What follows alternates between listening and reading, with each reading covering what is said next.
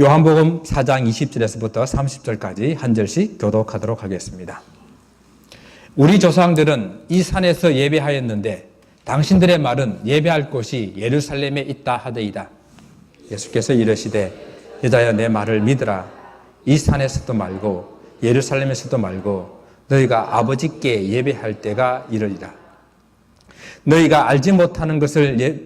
알지 못하는 것을 예배하고 우리는 아는 것을 예배하노니 이는 구원이 유대인에게서 남이라.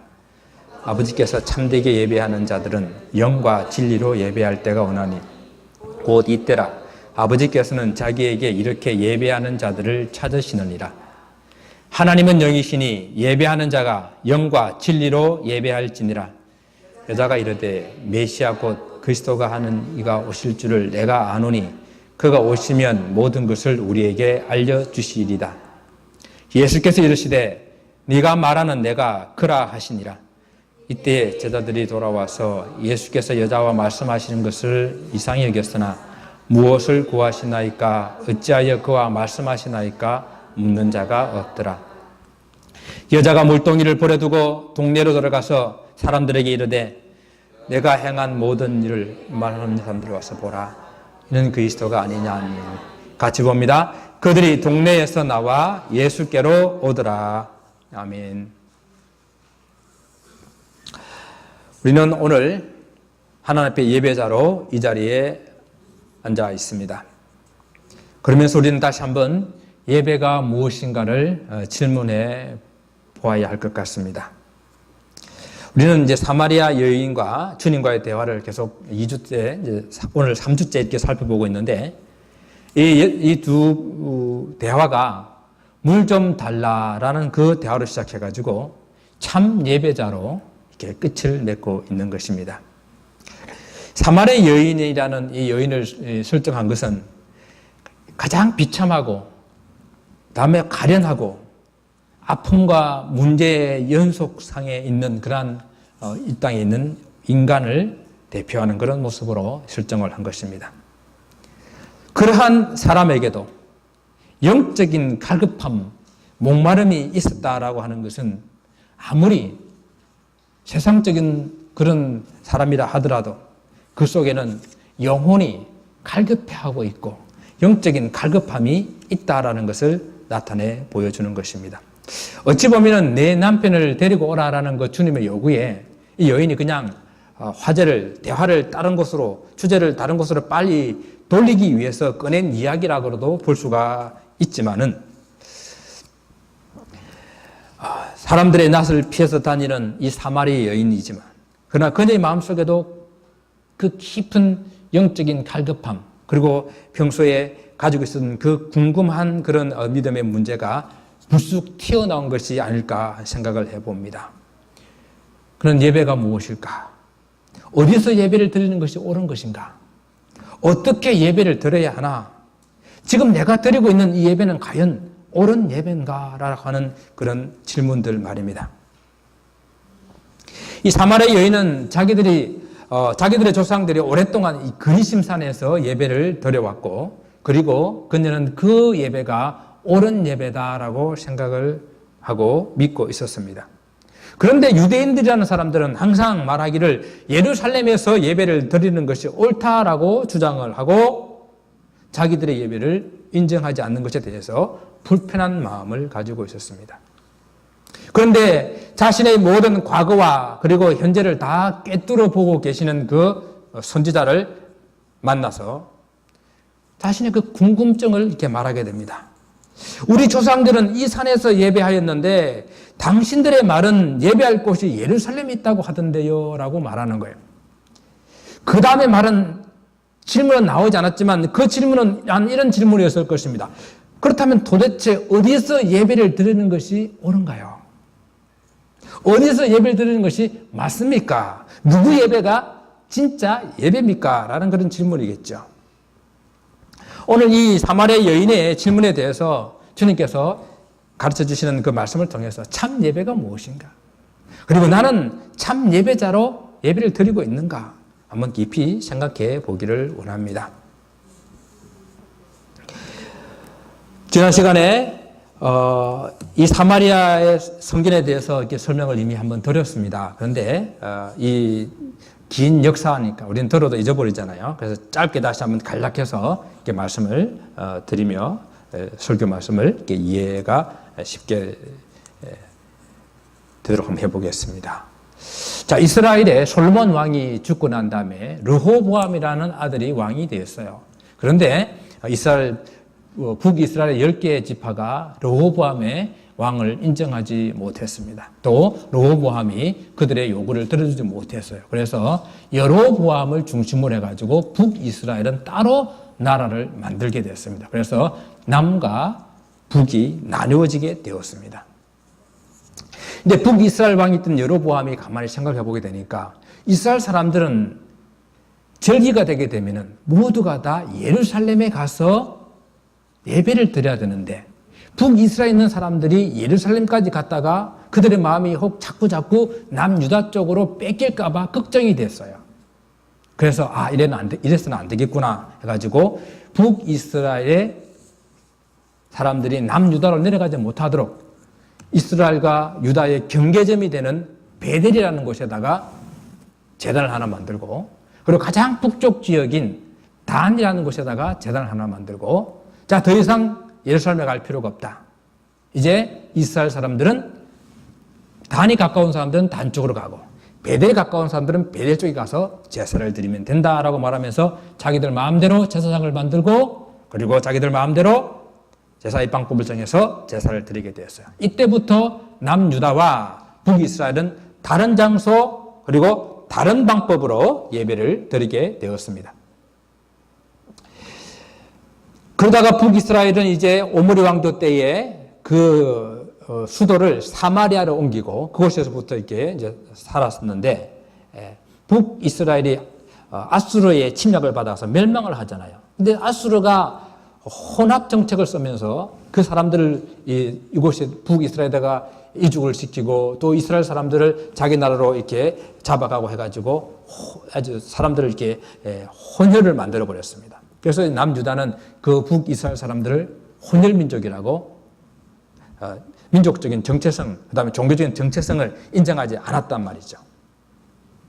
그러다가 이제 이스라엘 남유다도 586년에 바빌론에서 멸망을 당하고 포로를 잡혀갔어요. 그리고 70년 후에 돌아오잖아요. 돌아와가지고 다시 성전을 건축하려고 했을 때에 그 사마리아 사람들, 북이스라엘 사람들은 도대체 유대인이라고 할 수 없을 정도로 전혀 다른 그런 종교를 다른 그런 민족이 되어 있었습니다. 그래서 성전을 건축하려고 할 때에 우리도 성전 건축에 동참을 하겠습니다라고 말했을 때에 그들을 받아주지 않았어요. 그러자 그들은 BC 약 300년경에 자기들의 성전을 그리심산 위에다가 만들었습니다. 그렇게 성전을 만들고 그곳에서 자기들은 제사를 지냈습니다. 예배를 드렸었습니다. 유대 왕 히르카누스가 그 성전을 사마리아 성전을 다 무너뜨려 버리고 불살라 버리기 전까지 약 200년이라는 기간 동안에 그 사람들은 그곳에서 예배를 드렸어요. 자기들의 방식으로 자기들의 절기에 맞춰서 이 사마리아 사람들은 모세 오경만 인정을 하잖아요. 그러니까 다른 선자의 말씀을 인정하지 않아요. 모세 오경만 하나님의 말씀이라고 말하는 거예요. 그러니까 자기들의 방법으로 자기들의 말씀을 가지고 자기들이 예배를 드리는 그곳이 200년이라는 시간이 됩니다. 그리고 성전이 무너지고 난 다음에도 예수님 만날 때까지 100년이라는 기간 동안 그렇게 그들은 종교 공동체로 살아왔어요. 여러분, 이 300년이라는 시간은 결코 짧은 시간이 아니에요. 300년 동안 그들은 그렇게 예배를 드리면서 그곳에서 드리는 예배가 옳은 예배요. 자기들이 드리는 예배가 옳은 예배요. 그렇게 믿고 살아왔다는 이야기죠. 그런데 그 여인의 질문에 우주님께서 대답을 하십니다.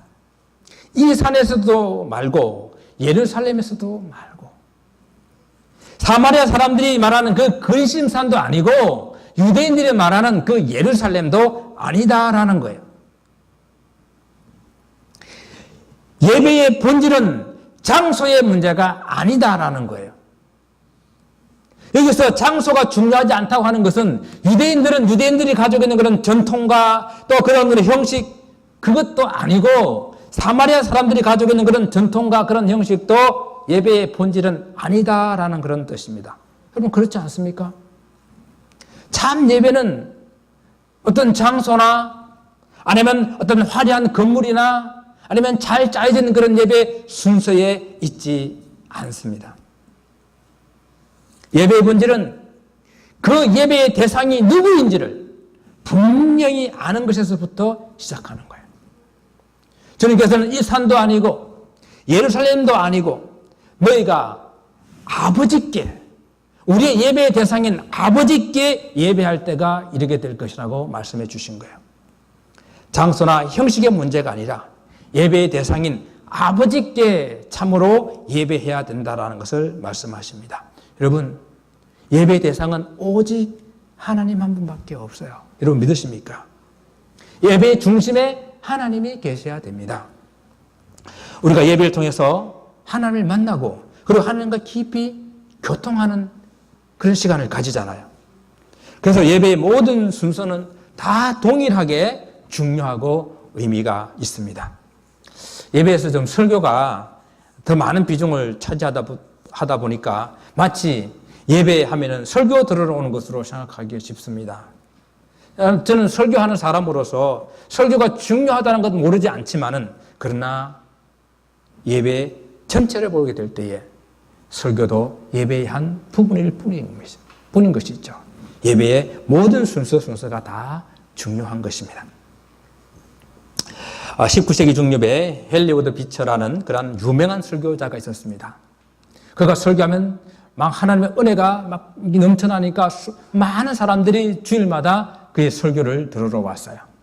그런데 어느 주일날 주일 예배에 설교 시간이 됐는데 그날은 그분이 안 올라오고 이름도 없는 한 목사님이 올라와서 설교를 시작하려고 합니다. 그러자요, 거기 있던 사람들 중에서 몇몇 사람들이 막 일어나기 시작하는 거예요. 그리고 나갑니다. 그러니까 다른 사람들 막 일어나는 거예요. 그 광경을 지켜보던 그 목사님이 소리칩니다. 여기 헨리 비처 목사님을 예배하러 오는 사람들은 나가세요.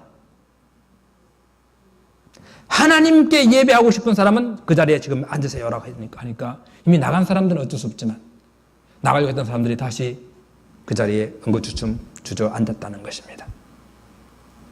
예배는 설교를 들어오는 것이 아니에요.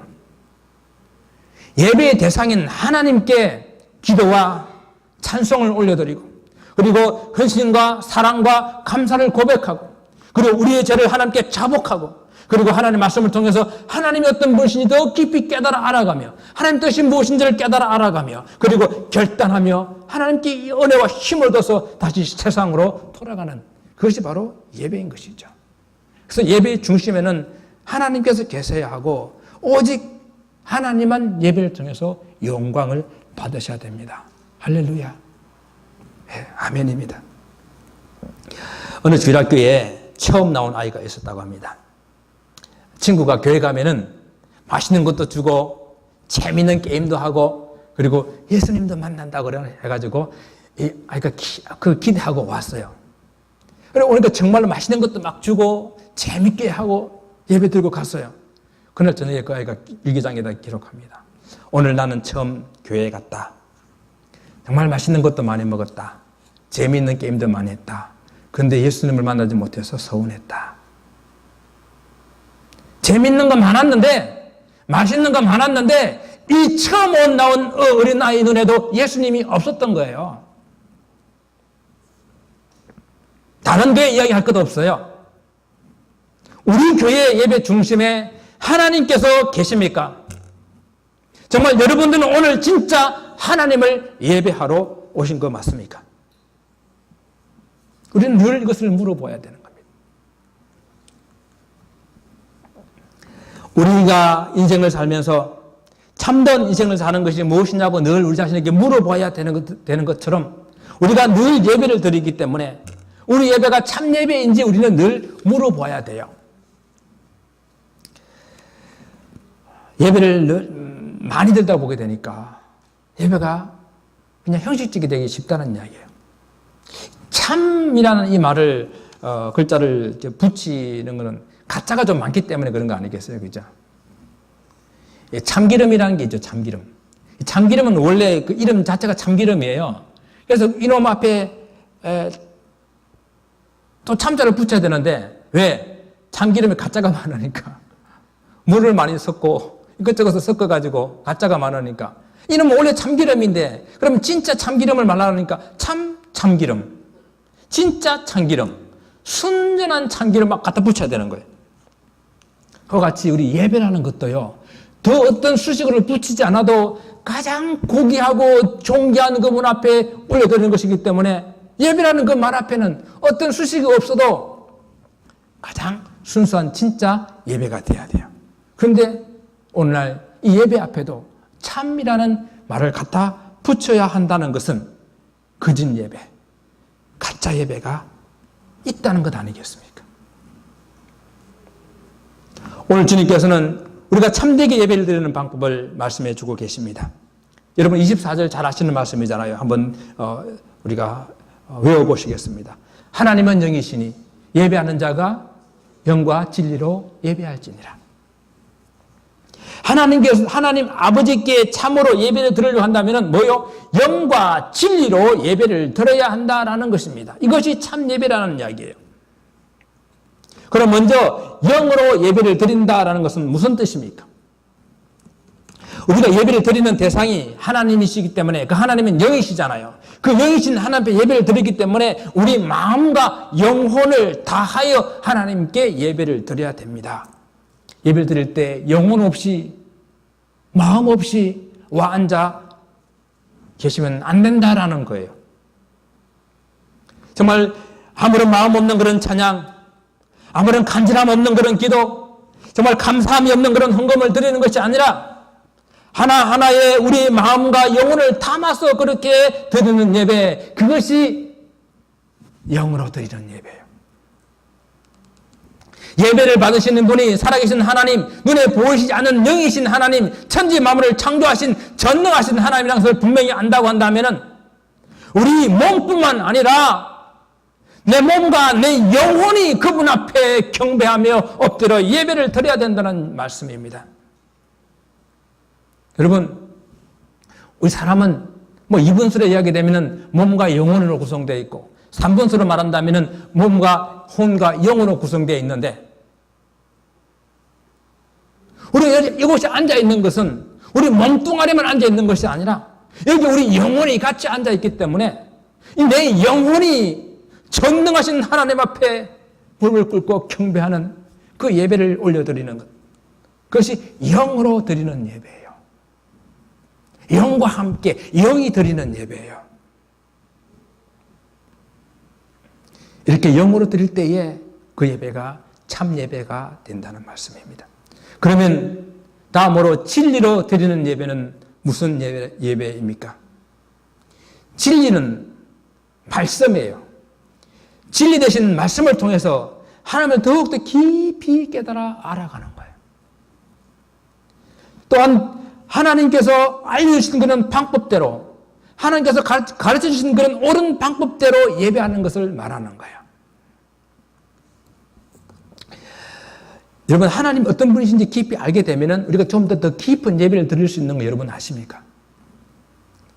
참 예배자는 예배의 대상인 하나님이 어떤 분이신지, 그분이 얼마나 우리를 사랑하시는지, 그분이 원하신 것이 무엇인지 알고 나면 더욱더 깊은 예배를 드릴 수가 있어요. 사람도 한번 만난 사람의 이름을 기억해 준다든지, 사람을 한번 만날 때 그 사람을 알아주게 되면 더 관계가 더욱더 깊어지잖아요. 여러분들도 제가 주중에 한번 카톡하고 전화를 한번 통화하고 난 다음에 주일 만나면은 반갑고 기뻐요. 그렇지 않은 분들을 만나면 늘 마음에 길티가 있어요. 주중에 한 번도 연락 못하고 오늘 주일날 만나네. 그런 마음이 있습니다. 제가 택시 강도 출신이잖아요. 아시죠? 제가 이스라엘 유학 가려고 택시 운전하면서 학비를 이렇게 좀 벌려고 택시를 운전을 좀 했거든요. 근데 하루는 탤런트같이 택시에 탔어요. 근데 제가 아는 척을 안 했어요.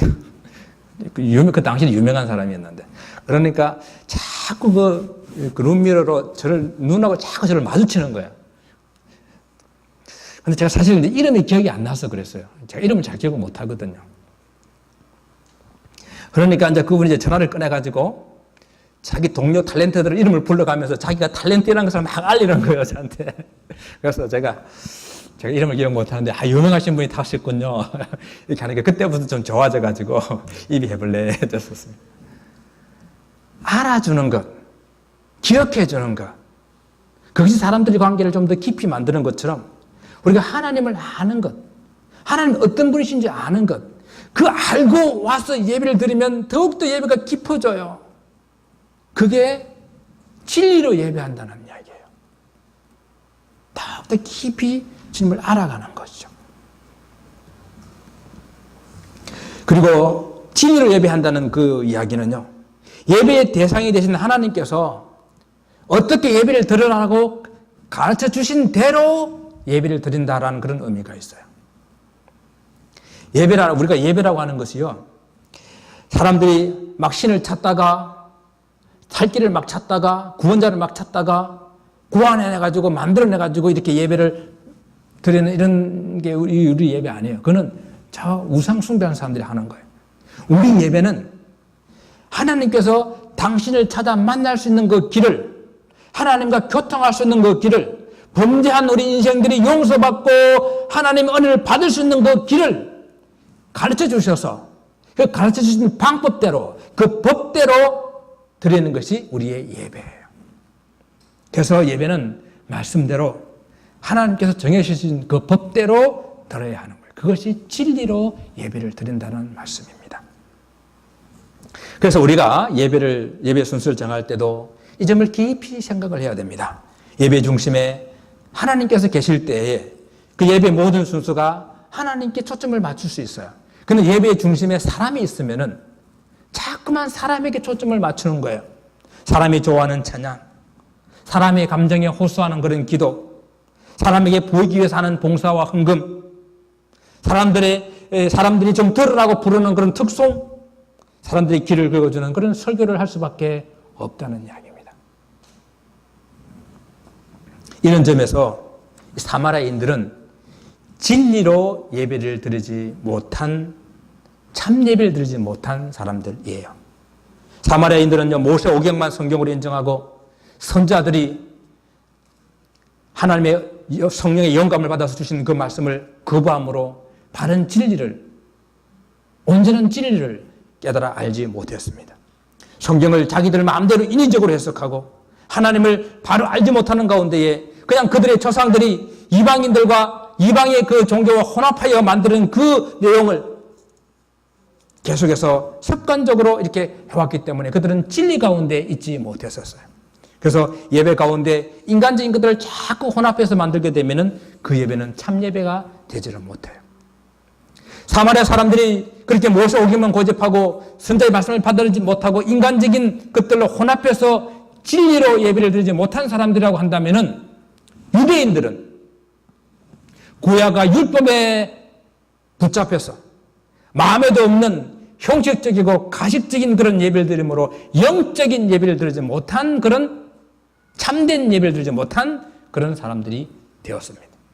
그러니까 잘못된 예배에 두 가지 형태가 있는데, 하나는 진리로 드리지 못하는 예배, 이런 예배는 지금 이단이나 타 종교나 이런 사람들이 하나님을 바로 깨달아 알지 못해서 자기들의 방법으로, 자기들의 그런 어떤 모습으로 드리는 예배, 그런 예배는 진리로 드리지 못하는 예배예요. 무엇을 열심히 할 수는 있어요. 그러나 진리로 드리는 예배가 아닙니다. 또 하나의 잘못된 예배는 십자가도 걸어놓고 주님도 부르고 설교, 하나님 말씀도 하는데 유대인들처럼 영혼과 진정한 마음으로 드리지 못하는 예배, 영으로 드리지 못하는 그런 예배가 있다는 이야기예요. 그건 우리가 그렇게 할 수가 있기 때문에 조심해야 되는 거예요. 우리가 예배를 드릴 때에 습관적으로 그냥 예배를 드려서 우리의 영혼과 육체가 우리의 지정의의 모든 전 인격이 하나님 앞에 온전한 예배를 드리지 못하는, 영적인 예배를 드리지 못하는 그런 예배를 드릴 수가 있다는 이야기입니다. 여러분, 예배란 이렇게 마음을 다하고 뜻을 다하고 힘을 다하고 목숨을 다해서 하나님을 예배하는 것, 그 예배가 참 예배거든요. 사람의 영혼과 육체가 정말 사람 모든 전 인격이 하나님 앞에 드리는 그 예배가 참 예배거든요. 원래 구약의 제사가 그런 제사였어요. 하나님께서 범죄한 인생들에게 정말 죽음밖에 길이 없는데 하나님께서 죄를 용서해 주시고 하나님과 관계를 회복할 수 있는 길을 열어주시려고 동물로 대신 제사 드리는 길을 열어주신 겁니다. 내가 죽어야 되는데, 죄 때문에 내가 죽어야 되는데 내 대신 양을 잡아서, 구약의 제사는 제사 드리는 사람이 직접 그 양을 잡아서 가야 되거든요. 그러니까 내 대신 양을 잡아서 털을 다 뽑고 배를 가르고 내장을 다 드러내고 그리고 피를 다 뽑아내고 각을 떠서 하나님께 올려드리는 것, 번제일 경우에는 그 모든 것들도 다 태워서 연기로 하나님께 올려드리는 것, 그것이 제사예요. 죽어야 되는 거예요. 그런 제사로 우리가 오늘 하나님 앞에 예배를 드려야 되는데, 그런데 이스라엘 백성들의 마음에는, 이스라엘 백성들은 그렇게 마음에도 없는, 그 영혼이 없는 그런 제물을 가지고 나옵니다. 우상을 섬기던 그 손으로 하나님께 제사를 드립니다. 사람들을 미워하고 사람들을 죽이고 하던 그 손으로 가지고 와서 하나님께 제사를 드립니다. 그래서 우리 하나님께서 탄식하셨어요. 너희가 내 앞에 보이려 오니 이것을 누가 너에게 요구하였느냐? 내가 견디지 못하겠노라. 단지 내 마당만 밟을 뿐이다. 내가 견디지 못하겠다. 우리 주님께서도 이사야 말씀을 인용하여서 이 백성이 입술로는 나를 존경하나 마음은 내게서 멀도다. 사람의 계명으로 교훈을 가르치니 나를 헛되이 경배하는도다. 주님이 탄식하며 말씀하셨습니다. 제가 여러분 예배에 대한 말씀을 드릴 때마다 강조한 그런 말씀이지만 오늘 다시 한번 오늘 이 시간 우리 예배를 돌아보아야 합니다. 우리 예배가 하나님께 정해주신 그런 방법대로 완전한 제물로 드림같이 내 몸과 내 영혼이 온전히 하나님께 드려지는 그런 영과 진리로 드려지는 그런 예배인지를 물어보아야 합니다. 예배하는 척 하지 말아야 한다는 이야기예요. 하나님은 영이시기 때문입니다. 찬양에 온 영혼을 담아서 올려드려야 되는 것입니다. 박자와 음정이 틀릴 수는 있어요. 그러나 영혼 없는 찬양은 안 된다는 이야기입니다. 때로는 모르는 곡이 나올 수도 있어요. 그러나 그때도 가사를 한번 보세요. 그 가사에 마음을 담으면은 금방 그 곡도 따라 할 수가 있어요. 여러분, 저도 하잖아요. 저도 모르는 곡을 유튜브에 몇 분 들어보고 여러분에게 소개하고 같이 하잖아요. 저도 하면 여러분 다 하실 수가 있어요. 내가 기도를 드릴 때도 내 기도를 들으시고 응답하시는 그 하나님을 믿고 확신을 가지고 진실된 기도를 드려야 되는 것입니다. 사람에게 들려주는 그런 기도가 아니잖아요. 여러분이 하는 말을 듣고 그 살아계신 하나님께서 그 말을 그대로 이루어지신다는 것을 여러분이 믿는다고 한다면 분명하고 정확하고 진실하게 기도해야 되지 않겠습니까?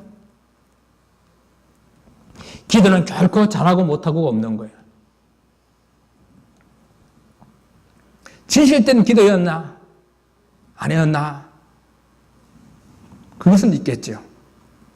헌금을 드릴 때도 준비하고 감사한 그런 마음으로 드리시기를 바랍니다. 억지로 하지 마세요. 정말 차원하는 마음으로 하기를 원합니다. 그래서 우리 미국에서 우리가 헌금 드릴 때는 체크를 좀 쓰시는 분들이 있으니까 체크를 쓴다는 이야기는 그래도 준비하는 마음이 좀 들어가는 것 같아요. 제가 보니까. 자, 캐시를 내시더라도 우리가 헌금 봉투를 집에 가져가셔서 넣어서 오시잖아요. 그렇게 준비된 마음으로. 저는 정말 헌금이 많이 안 거쳐도 예배 시간에 바구니를 안 돌리는 걸 너무도 감사하게 생각합니다. 자원하는 마음으로, 감사하는 마음으로 하나님 앞에 들으시기를 바랍니다. 말씀을 들을 때도 집중해서 들으시기를 바랍니다. 하나님께서 부족한 종을 통해서 주시는 그런 말씀인데 하나님께서 종을 통해서 하나님의 뜻을 보여주시고 하나님께서 하나님의 그 모습을 보여주시기를 원하시는 그 뜻이 있다고 여러분 믿는다고 한다면, 그리고 그 말씀을 가지고 내 삶에 적용하며 실천하며 살기를 원하고 점점 그 말씀을 듣고 내 신앙의 인격이 점점 자라가기를 원한다고 한다면 집중해서 들어야 하는 것입니다. 저도 예배를 드리는 한 사람입니다. 그래서 예배를 드릴 때마다 하나님 정말 참 예배를 드리기를 소원합니다. 그리고 예배를 준비하면서 오늘 성도님들이 참 예배를 드릴 수 있도록 저는 기도하고 예배를 준비합니다. 그런데 그것이 결코 쉬운 일은 아니에요. 그래서 어떨 때는 여러분들이 다 돌아가시고 난 이후에 이 빈자리에 한참 서서 하나님 예배가 뭔가요? 하나님 어떻게 하면 성도들이 예배를 통해서 영혼이 흡족한 그런 은혜를 받고 돌아갈 수 있겠습니까? 고민하며 서 있을 때가 종종 있습니다. 그런데 오늘 본문의 말씀 속에서 위로와 답을 찾기를 원합니다. 24절 말씀에 주님께서 영과 진리로 예배할 때가 오고 있는데 지금 바로 이때다, 이렇게 말씀을 해 주셨습니다. 사마리아도 아니고 예루살렘도 아니고 사마리아인들이 드리는 그 예배 형식도 아니고 유대인들이 드리는 그런 예배 형식도 아닌데 참된 예배를 드릴 수 있는 시간이 지금 오고 있다라는 것이에요. 아마 저는 이렇게 상상을 해보았어요. 주님께서 지금 이 말씀을 이 사마리아 여인에게 하게 될 때에 저 멀리 예루살렘의 골고다 언덕을 마음에 두고 응시하시면서 정말로 영과 진리로 예배할 때가 오고 있다. 지금이 이때다. 그렇게 말씀하신 것 같아요. 지금 막 그때가 달려오고 있어서 이 모습만 막 돌아가게 되면은 그때가 임하는 것처럼 그렇게 지금 그때가 오고 있는데 지금 내가 여기 서 있다. 이렇게 말씀하신 것 같아요. 여러분, 그때가 언제입니까? 주님께서 골고다 언덕에서 십자가를 지시고 우리 모든 죄를 대신해서 완전한 제물 되신 바로 그때가 아닙니까? 예수께서 우리 대신 제물이 되셔서 그 옷을 다 벗기우시고 물과 피를 다 쏟으시고 죽으셔서 하나님께 드림으로 우리 죄의 문제를 완전히 해결해 주신 바로 그때가 아닙니까? 그리고 사망 권세를 이기시고 죽음에서 부활하심으로 우리도 사망 권세를 이기고 부활하는 생명을 얻게 하신 바로 그때가 아닙니까? 그리고 하늘에 오르셔서 성령을 보내주셔서 예수 그리스도를 믿게 하시고 하나님의 말씀을 생각나게 하시고 그 말씀대로 살 수 있는 능력을 주시는 바로 그때가 아닙니까? 그래서 오늘이라는 이 시간은 성령의 시대입니다. 그래서 우리는 이제 성령으로 인하여서 우리가 영과 진리로 하나님께 예배할 수 있는 그때가 되었습니다. 우리는 우리 힘으로 정말 내 힘이 아닌 우리 힘으로는 안 되는 우리가 가지고 있는 이 우리의 성경으로는 안 되는 그런 영과 진리로 하나님께 예배할 수 있는 그 길은 성령의 도와주심으로 영과 진리로 예배할 수 있게 되었다는 것입니다. 그러므로 우리 예배는 철저하게 성령님을 의지하고 성령님의 도우심을 받아야 합니다. 그래서 다시 우리 예배를 묵상하면서 우리가 찬양할 때에 성령 충만한 그런 찬양을 하시고 기도하실 때에 정말 성령의 도우심을 구하면서 기도하시기 바랍니다. 우리 주님께서 이렇게 말씀하셨잖아요. 내가 너무 지쳐서 기도할 수 없을 그때에도 정말 무슨 기도를 해야 되는지 모를 그때에도 성령이 말할 수 없는 탄식하심으로 내 기도를 돕겠다고 말씀하고 계시잖아요. 지금도 우리 주님께서 하나님 보좌 우편에 우리를 위해서 기도하신다고 말씀하시잖아요. 그러니까 개인 기도는 물론이요. 여러분 대표 기도를 맡으실 때도 철저하게 성령님의 도우심을 구하며 한 주간 기도로 준비하시고 이 자리에 올라오셔야 되는 것입니다. 헌금을 드릴 때도 감사하는 마음, 자원하는 마음, 그 마음을 위해서 하나님 성령의 감동으로 하나님 내가 헌금할 수 있게 해달라고 기도해야 되는 거예요. 어떤 봉사, 어떤 헌신, 그것도 성령의 도움 없이는 안 됩니다. 항상 봉사하기 전에 먼저 성령님의 도우심을 구하는 기도를 하시기 바랍니다. 설교를 준비하는 사람은 말할 것도 없고, 설교 말씀을 들을 때도 오늘 이 말씀에 나에게 주시는 말씀으로 받고 내가 그 말씀들을 살아낼 수 있도록 하나님, 성령 하나님 도와달라고 기도를 해야 하는 것입니다. 사랑하는 성도 여러분, 저는 물론이고 사랑하는 성도 여러분도 참 예배자가 되기를 소원합니다. 우리는 이미 오늘 말씀을 통해서 답을 가지고 있는 것입니다. 주님께서 보내주신 그 성령을 통해서 우리가 영과 진리로 예배하는 참 예배자가 될 수 있게 해주셨습니다. 어떤 예배든지 영과 진리로 예배할 수 있도록 성령의 도움을 구하시기 바랍니다. 새벽 예배든지, 가정에 드리는 가정 예배든지, 목장 예배든지 모든 예배에 다 동일한 기도를 드릴 수 있어야 됩니다. 어떤 목사님이 오늘 본문의 말씀을 가지고 설교하시면서 참 예배자가 되기 위해서 좀 구체적인 방법을 이 세 가지로 말씀을 하시더라고요. 참 좋아가지고 제가 소개하려고 합니다. 더 경건하게, 조금 더 일찍, 더 집중해서 그런 실천 항목을 정해 주었어요. 우리가 늘 예배를 드리기 때문에 예배를 그냥 형식적으로 습관적으로 드리기 쉽습니다.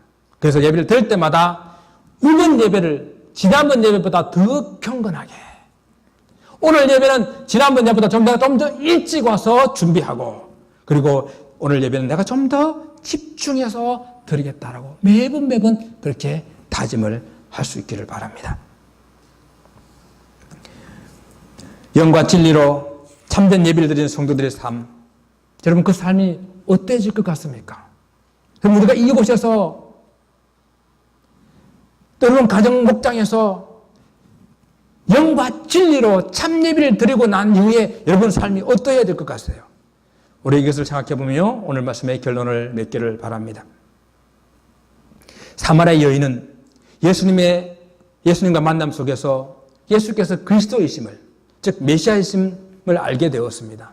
오늘 우리의 말로 한다고 한다면은 예배에 통해 가지고 인격적인 주님을 만난 거예요. 하나님의 은혜를 체험한 것입니다.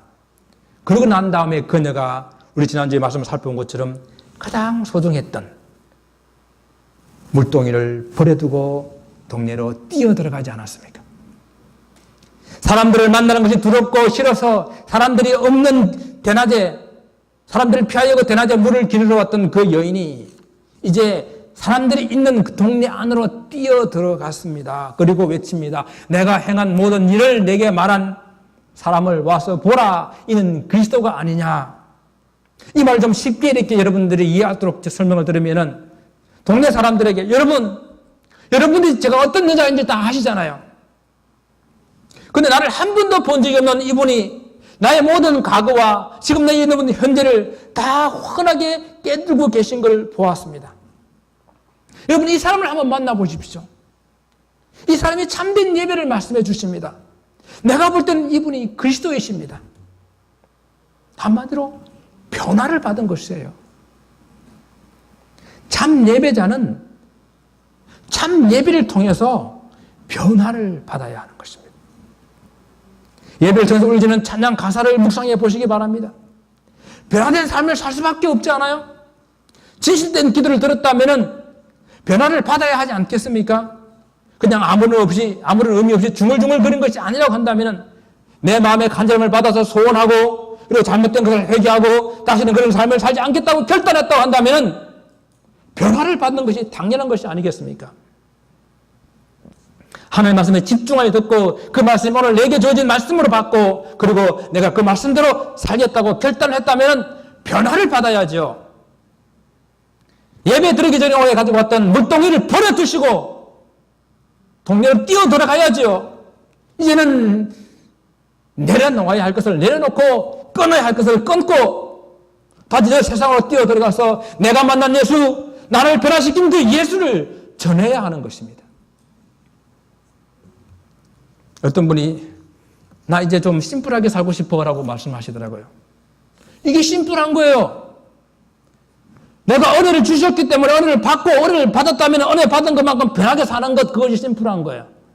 은혜를 주셨는데도 안 변한다고 고집하고 애쓰고 그게 얼마나 힘들고 어려워요.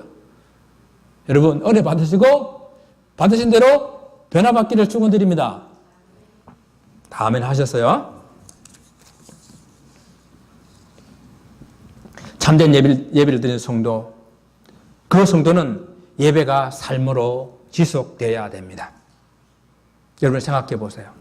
이곳에서 영과 진리로 참된 예배를 드리고 나서 예배당 문을 열고 딱 나가는 순간 다시 세상적인 삶을 산다. 그거 이해가 됩니까?